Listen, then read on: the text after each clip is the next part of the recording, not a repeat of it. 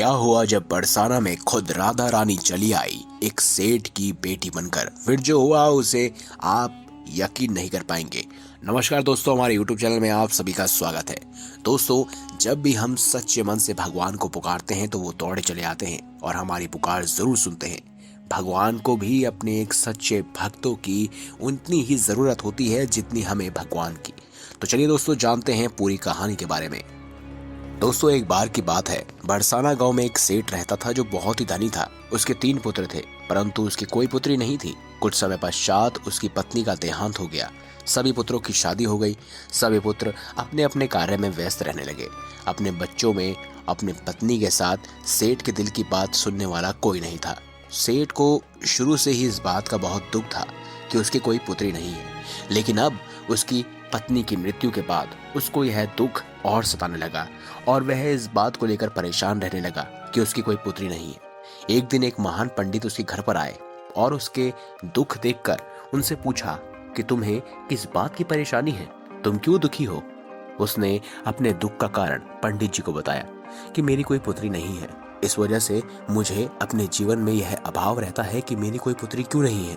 तो पंडित जी उसे कहता है, लो, ये भी कोई परेशानी की बात है, तुम राधा रानी को अपनी बेटी मान लो। तुम्हारे जीवन में जिस चीज की कमी होती है उसको भगवान ही पूरा कर सकते हैं। परेशान होने से क्या होगा, तुम राधा रानी को अपनी बेटी मानो और उससे अपने दिल की बात किया करो, देखना तुम्हें यह अभाव नहीं होगा। सेठ जी पंडित जी की बात मान लेता है।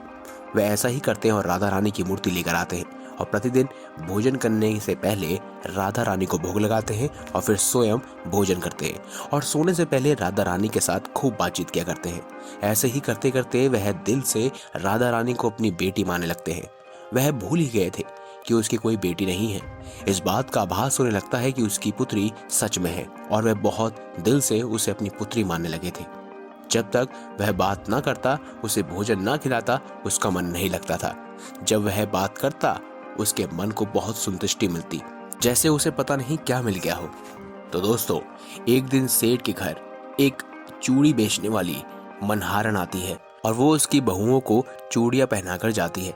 एक दिन वह चूड़ी बेचने वाली घर पर आई और उसने सेठ के बेटे की तीनों बहुओं को चूड़ी पहनाई और उसके साथ ही जब सेठ की बहुएं चूड़ी पहनकर चली गई तो उसके सामने एक और कन्या आई। उसने कहा कि मुझे भी चूड़ियां पहना दो। चूड़ी वाली ने सोचा कि शायद ये सेठ के घर पर कोई मेहमान आई होगी। उसने उसको भी चूड़ियां पहना दी। उसके बाद वह चूड़ी वाली सेठ से पैसे मांगने सेठ की दुकान पर पहुंची और बोली कि चूड़ी के पैसे दे दो। उसने पहले से अधिक पैसे मांगे तो सेठ ने कहा कि तुमने चूड़ी का दाम बढ़ा दिया क्या। तो उसने कहा, नहीं, मैंने चूड़ी का दाम नहीं बढ़ाया, परंतु आज मैं 4 को चूड़ियां पहना कर आई हूँ। उसने कहा, मेरे घर पर तो 3 ही बहू हैं। उसने कहा, नहीं, मैंने आज 4 लड़कियों को चूड़ियां पहनाई हैं। सेठ ने कहा कि तुमसे कोई गलती हुई है, मेरे घर पर तो चूड़ी पहनने के लिए मेरी सिर्फ 3 बहुएं हैं। उसने 3 के पैसे चूड़ी वाले को दे दिए। चूड़ी वाली भी बिना कुछ कहे पैसे लेकर अपने घर चली गई।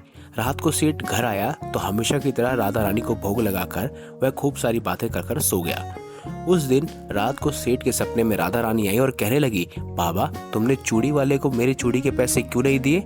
जब तुम मुझे अपनी बेटी मानते हो तो तुमने मेरे चूड़ी के पैसे क्यों नहीं दिए? ऐसा कहकर एक लाडली बेटी की तरह वह रोने लगी। यह सब देखकर सेठ की आंखें खुल गई और वह भी रोने लगा। जब सुबह हुई तो वह चूड़ी वाली के घर गया और बहुत सारी स्वर्ण मुद्राएं उसके पैरों में रख दी और उनसे कहा कि तुम कल सच बोल रही थी, तुमने कल 4 ही चूड़ियां पहनाई थी।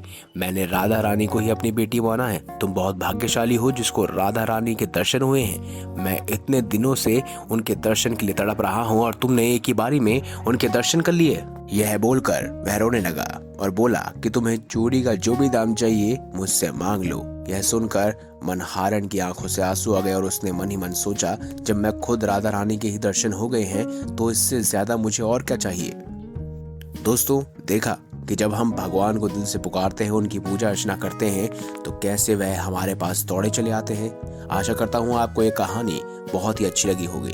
अगर आप भी किसी वस्तु को लेकर परेशान हैं तो भगवान से प्रार्थना कर सकते हैं, वे आपकी प्रार्थना जरूर सुनेंगे। अगर ये कहानी आपको अच्छी लगी है तो नीचे कमेंट बॉक्स में जरूर बताएं कि आपको ये कैसी लगी। वीडियो अच्छी लगी है तो लाइक करें, चैनल को सब्सक्राइब करें और ज्यादा से ज्यादा शेयर जरूर करें। धन्यवाद।